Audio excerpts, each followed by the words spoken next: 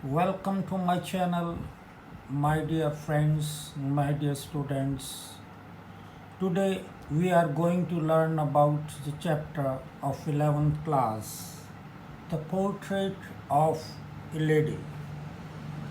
This chapter is written by Khushwant Singh. प्यारे बच्चों, खुशवंत सिंह एक बहुत ਵੱਡੇ ਲਿਖਾਰੀ ਸਨ। ਉਹਨਾਂ ਨੇ ਸਿੱਖ ਇਤਿਹਾਸ 'ਤੇ ਬਹੁਤ ਸਾਰੀਆਂ ਪੁਸਤਕਾਂ ਲਿਖੀਆਂ, ਧਰਮ 'ਤੇ ਬਹੁਤ ਸਾਰੀਆਂ ਪੁਸਤਕਾਂ ਲਿਖੀਆਂ, ਨਾਵਲਸ, ਕਹਾਣੀਆਂ ਅਤੇ ਕਵਿਤਾਵਾਂ ਵੀ ਲਿਖੀਆਂ।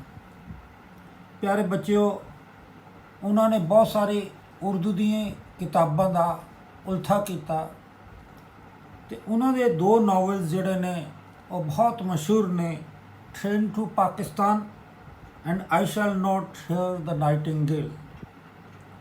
प्यारे बच्चों, शायद तुहानू पता होए द ट्रेन टू पाकिस्तान ते पिक्चर भी बनी है और बहुत ही वधिया पिक्चर है।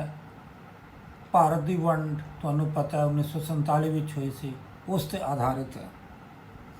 इस तो इलावा वो हिंदुस्तान के एक बहुत मशहूर मैगजीन के एडिटर है, इलस्ट्रेटेड वीकली ऑफ इंडिया। प्यारे बच्चों, अज असी उसकी जिहड़ी है अपने जीवन नाल संबंधित एक लेखनी, बहुत ही सशक्त लेखनी द्वारा लिखित चैप्टर जिहड़ा है पढ़ रहे हैं, the portrait of A lady. Portrait का अर्थ हुंदा है तस्वीर। प्यारे बच्चों, उसने एक औरत की तस्वीर शब्दों के नाल उकेरी है और वो औरत कौन है? उसकी दादी है। प्यारे बच्चों, ये सही कहा गया है दादी अते दादा। ये परिवार के बोड़ होंदे ने जिन्हां दी छां जिहड़ी है सारा परिवार मनदा है। जिस तरह कि कहा गया है बाबा बोड़ कि वो तुहानू गर्मी च ठंडी छां दिंदे ने, इसे तरीके नाल जिहड़े घर के बुजुर्ग होंदे ने उन्हां दा बहुत वड्डा आसरा हुंदा है। अते अपनी दादी का वर्णन करते हुए मैनूं इंज लग्या कि जिवें लेखक कोई कहानी ना दस रहा होवे, एक काव्य की रचना कर रहा होवे। क्या ही गया है, poetry is a spontaneous overflow of powerful feelings. लेखक दियाँ बहुत ताकतवर भावनावां, बहुत डूंघियां भावनावां दादी का वर्णन करते हुए कागज़ों ते साक्षात हो गई हैं। असी पढ़ते हैं खुशवंत सिंह की दादी जी के बारे कि वो अपनी दादी जी बारे की कहते हैं कि मेरी दादी बहुत ही बुजुर्ग सन। इंज लगता सी कि जिमें होर बुजुर्गीत उन्हां ते नहीं आ सकती। लेकिन जदों मैं अपने पिता दादा जी की तस्वीर देखता हाँ तो मैनू वो उस नालों बहुत ज़्यादा बुजुर्ग लगते हैं। दादा जी की लंबी दाढ़ी जिहड़ी कि उन्हां दी छाती तक आ रही सी, हर वाल चिट्टा सी और इंज लगता सी कि वो होर बुजुर्ग नहीं हो सकते। और वो तो विआहे हुए लगते ही नहीं सन। इंज लगता सी कि इन्ना बुजुर्ग बंदा जिस दे बस पोते पोतियां दोते ते दोती होने चाहिए। उन्हां दे पोर्ट्रेट नूं देखते हुए, दादा जी की पोर्ट्रेट नूं देखते हुए दादी जिहड़ी सी फिर भी जवान लगती सी।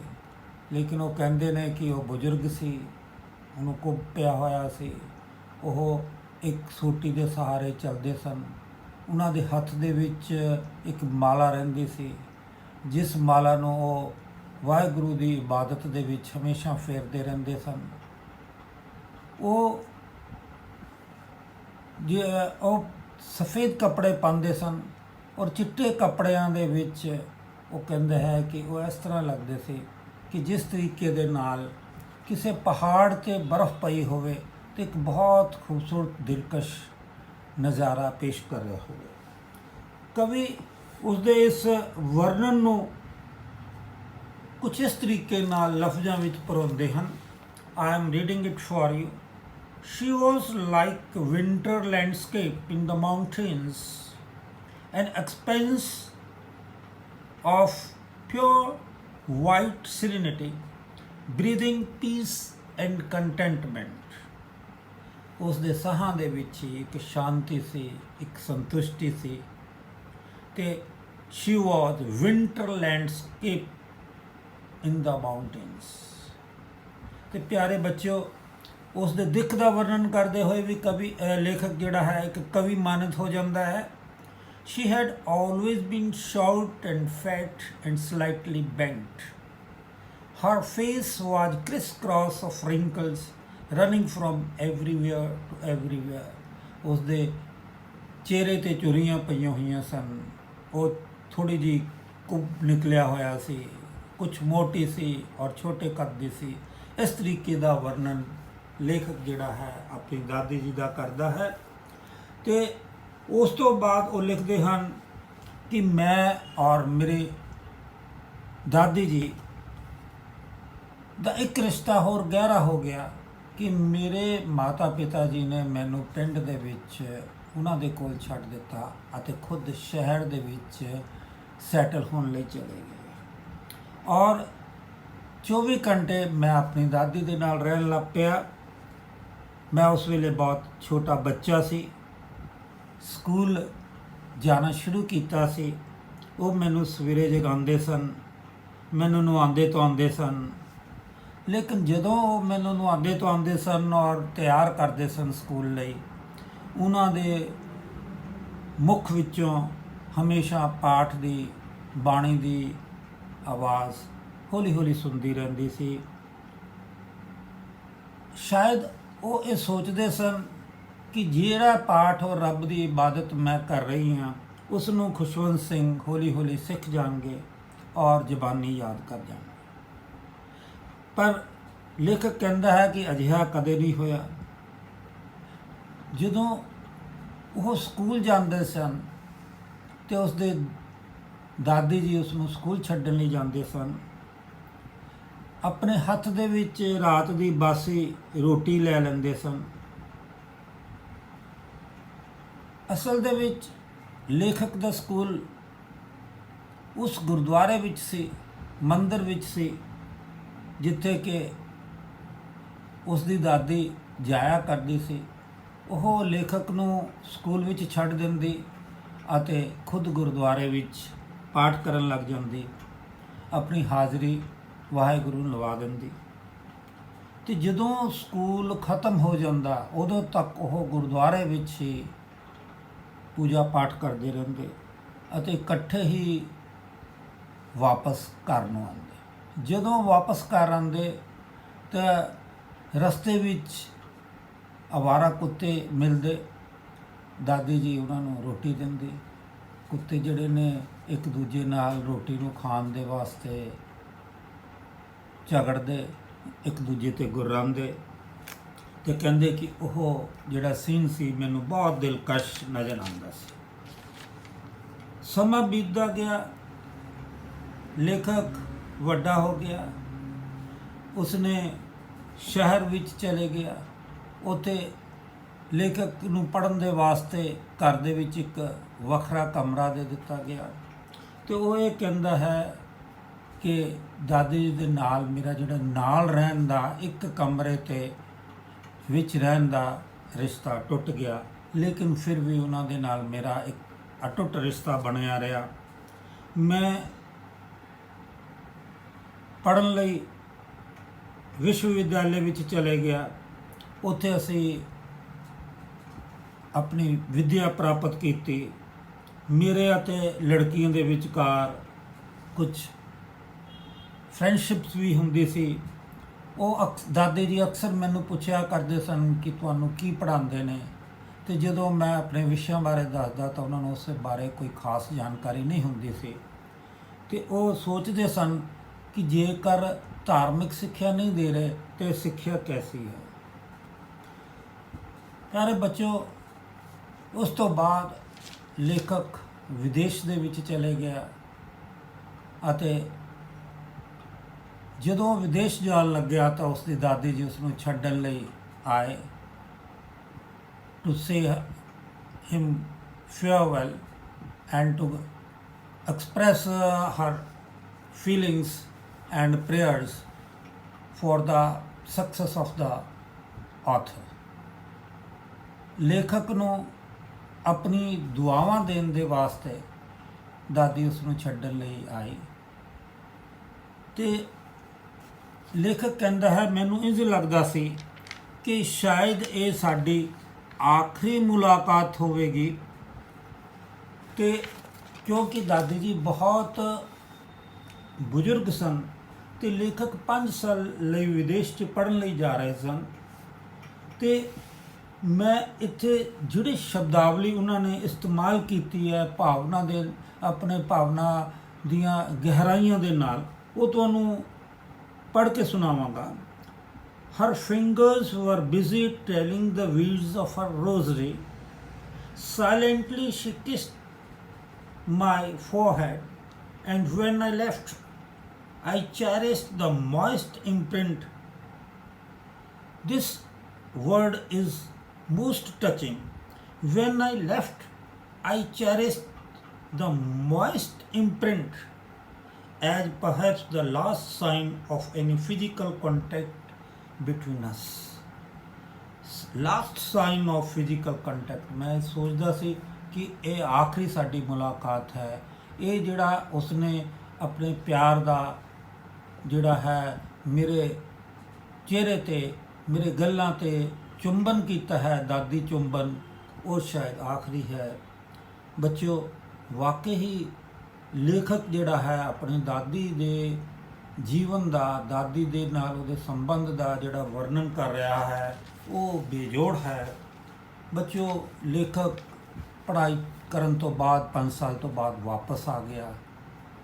ਉਸ ਦੀ ਦਾਦੀ ਉਸ ਨੂੰ ਲੈਣ ਦੇ ਵਾਸਤੇ ਸਹੀ ਸਲਾਮਤ ਉਸ ਨੂੰ ਵੈਲਕਮ ਕਰਨ ਲਈ ਗਈ। ਲੇਖਕ ਬਹੁਤ ਖੁਸ਼ ਸੀ। ਦੋਨੋਂ ਇਕੱਠੇ ਘਰ ਆਏ ਲੇਕਿਨ ਉਹਨਾਂ ਦੇ ਆਪੋ 'ਚ ਇਹ ਮਿਲਣੀ ਜਿਹੜੀ ਸੀ ਬਹੁਤ ਦੇਰ ਤੱਕ ਨਹੀਂ ਰਹਿ ਸਕੀ।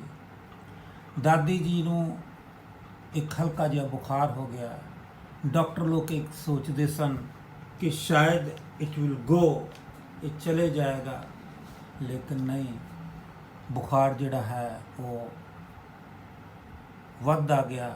ਦਾਦੀ ਨੇ ਕਹਿ ਦਿੱਤਾ ਕਿ ਇਹ ਮੇਰਾ ਅੰਤਮ ਸਮਾਂ ਆ ਗਿਆ ਹੈ ਅਤੇ ਇਸ ਅੰਤਮ ਸਮੇਂ ਦੇ ਵਿੱਚ ਵੀ ਉਹਨਾਂ ਦੀਆਂ ਉਂਗਲਾਂ ਜਿਹੜੀਆਂ ਸੀ ਮਾਲਾ 'ਤੇ ਘੁੰਮਦੀਆਂ ਰਹੀਆਂ।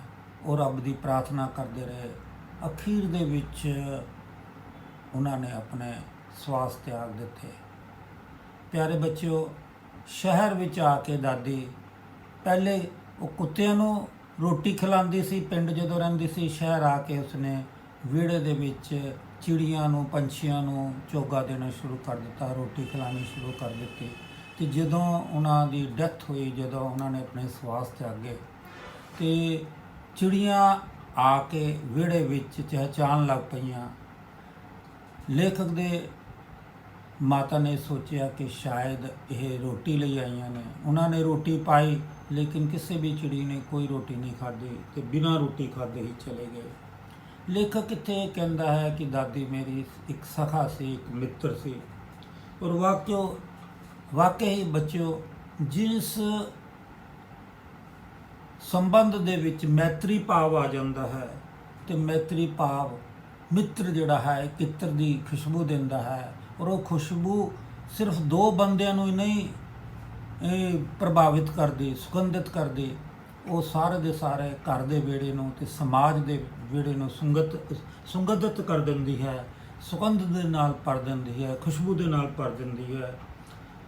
ਠੀਕ ਹੈ। ਸੋ ਬੱਚਿਓ ਇਹ ਸੀ ਵਰਣਨ ਲੇਖਕ ਖੁਸ਼ਵੰਤ ਸਿੰਘ ਜੀ ਦੁਆਰਾ ਕਿ ਜਿਹੜਾ ਕਿ ਉਹਨਾਂ ਨੇ ਬਹੁਤ ਹੀ ਬਖੂਬੀ ਕੀਤਾ ਹੈ।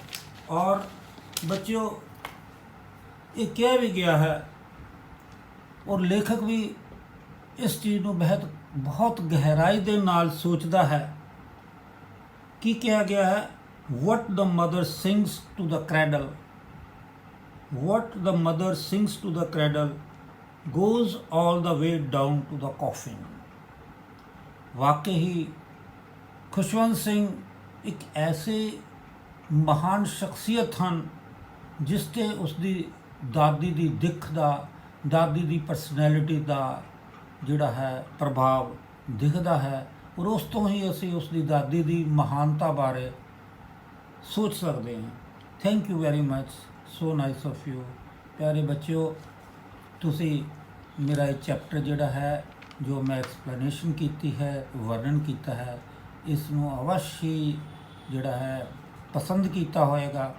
ਅਤੇ ਦਾਦੀ ਦੀ ਕੀ ਮਹੱਤਤਾ ਹੈ, ਬਜ਼ੁਰਗ ਲੋਕਾਂ ਦੀ ਸਾਡੇ ਪਰਿਵਾਰ ਵਿੱਚ ਕੀ ਮਹੱਤਤਾ ਹੈ, ਇਸ ਨੂੰ ਜਾਣਦੇ ਹੋਏ ਅੱਜ ਤੋਂ ਬਾਅਦ ਆਪਣੇ ਘਰ ਦੇ ਬਜ਼ੁਰਗਾਂ ਦਾ ਮਾਣ, ਇੱਜ਼ਤ, ਸਨਮਾਨ ਅਤੇ ਉਹਨਾਂ ਦੀ ਦੇਖਭਾਲ ਅੱਗੇ ਨਾਲੋਂ ਦੁੱਗਣੀ ਕਰੋਗੇ। ਇਸ ਆਸ ਦੇ ਨਾਲ ਮੈਂ ਇਹ ਚੈਪਟਰ ਖ਼ਤਮ ਕਰਦਾ ਅਤੇ ਨਾਲ ਹੀ ਮੈਂ ਤੁਹਾਨੂੰ ਇੱਕ ਗੁਜ਼ਾਰਿਸ਼ ਕਰਦਾ ਕਿ ਮੇਰੇ ਚੈਨਲ ਨੂੰ ਸਬਸਕ੍ਰਾਈਬ ਕਰੋ। Thank you very much, so nice of you.